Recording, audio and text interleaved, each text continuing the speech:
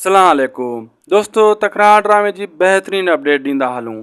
छा तकरार ड्रामे जो हाणे इंटरवल थी चुको आहे। मीर ऐं राणी त मरी विया।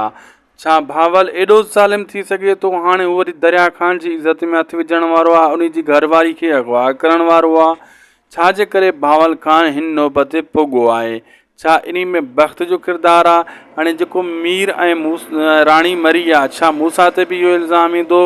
छाजे करे जेको कठ करे आया उन में मूसा बि त हुयो। नवाब ख़ान त हूअं ई ज़ालिम आहे। छा इहे दोस्त मूसा खे बि मयारू ॾींदा, तुंहिंजे करे हिकु दोस्त मारिजी वियो ऐं नियाणी मारिजी वई।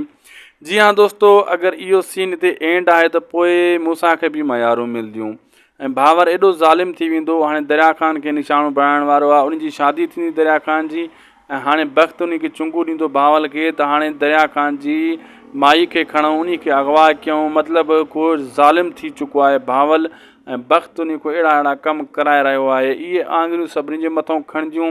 घणो कर दोस्तों, मीर जो एंड थी चुको आहे इन एपिसोड में।